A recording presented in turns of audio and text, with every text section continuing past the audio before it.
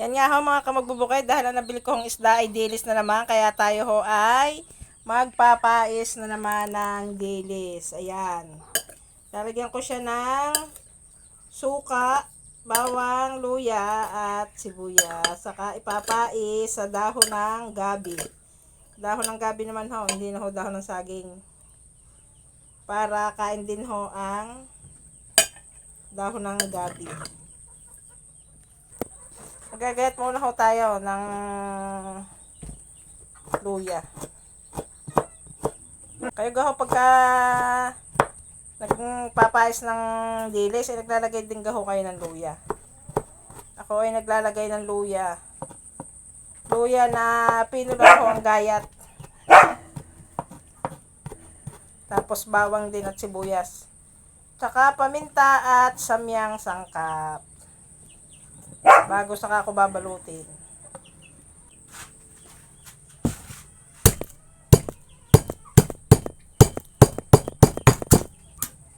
Dahil pinukpok na ho sa almeres ang bawang. Hindi madali. Tanggal ang balat. Pukpok na eh.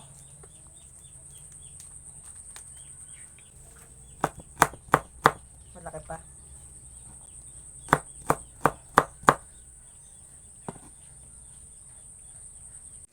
Yan guys, mangunguha ho tayo ng dahon ng gabi.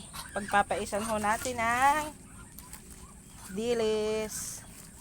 Yan. Dilis. Ha? Dito. Yan. Puputol-putulin lang ho natin. Ha?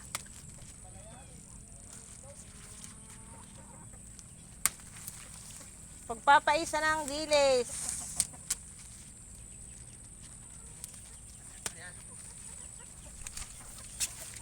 Dito ko'y papais ang dilis sa dahon ng gabi. Yan guys. Para kain pati dahon, kain pati gabi. Yan. So, hindi ho ito ligaw, ito gabi sa loob. Sa loob ng bakuran. Papaisin. Gabi. Yan nga ho mga kamagbubukid. Unang balot na butas ang dahon ng gabi. Kaya ho siya ay dudublihin ko na lang ng dahon ng gabi. Nabutas ho, napadami yata ang aking lagay. Ay malaki naman ang dahon. Ay di dudublihin ko na lang ho. Sasapinan ko ng isa pa uling dahon.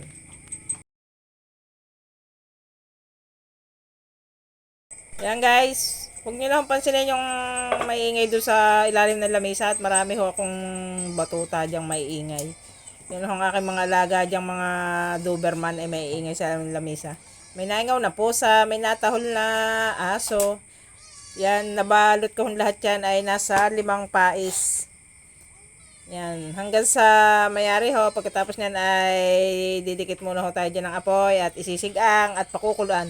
Hindi ko na ho yan lalagyan ng maraming tubig dahil yan ho ay natubig naman ang kanya, nasa baw na kanya. Lalagay ko lang ho dyan ay suka, tapos konting tubig lang, kalahating baso. Paiigahin lang ho siya ng igang-iga sa kanyang sariling sabaw. Pagkatapos ay ang angin, yun ho hindi basa-basa para hindi ho mapanis kaagad. Pagka siya ho ay inahon nyo na ng may tubig pa, may basa-basa pa yung isda, ay madali ho mapanis kapag nakabalot sa dahon ng gabi. Kaya mas maganda ho ay siya ay inaang-ang. Paring kuting na rin, wala nang katigil-tigil ang ingaw. Busog at hindi umingaw na nang umingaw. Yan nga mga kamagbubukid, ng akin hong nakitang isda yan laang, dilis na pinakamura. 160 ho ang kilo. Ang gusto ko sanang bilhin ay yung dulong at masarap hong torta. Tapos yung iba ipapais sa dahon din, tapos pipigan ng kalamansi kapag iuulam na. Ay napakasarap ho nun, dulong. Ay kaso yung mahal ho ng kilo, 260. Eh, nagang mahal no? Sa akin ako, hindi makakapag-ulam na ring dulong na rin. Kamahal-mahal. Ulam din lang at ulam ang hanap. Ay di nakakuha ko sa dilis. At pag naisaing ulit na pais may ulam na. Ulam na rin ng tao. Ulam din na rin ng aso. Sangka pa.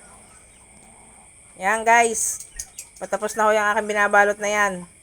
Paapat na bungkos na. Paapat na balot. Yan. Tapos yan ho ay may suka na ho yung aking binalot na iyon. Nalagyan ko na yung kasama ng Ricardo. Pero lalagyan ko pa uli ho ng suka kapag niluto. Tapos kalahating basong tubig nga at tatakloban ko ng lapat lang para hindi magbukasan ang dahon ng gabi. Yan pala ho ang last yung binalot kong yan. Kaunti lang pala. Kaya pala ang aking pais ay 4 na pais at kalahati. Kaunti lang yung tirang yung pinang ibabaw ko.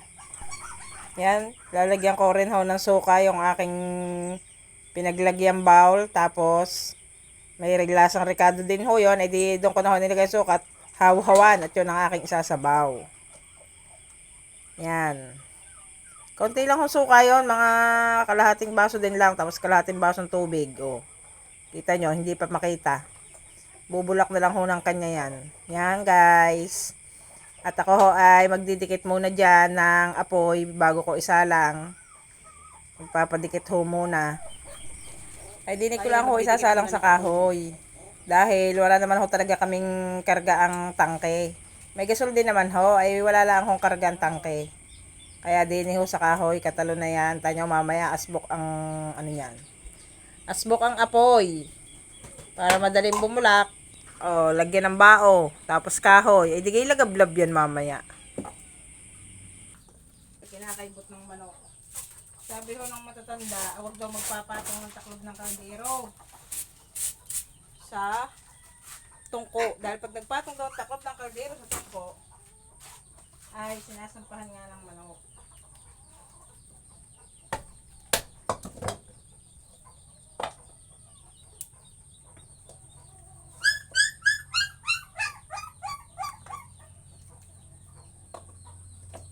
Guys, arehoy lagablab na, maya pa.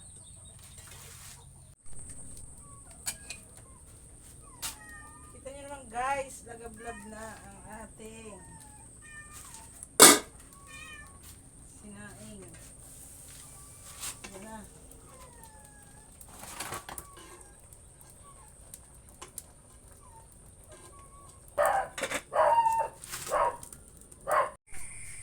Yan guys, luto na ang aking pinais na dili sa dahon ng gabi. Sinapawang panantalong. Solve na ang hapunan.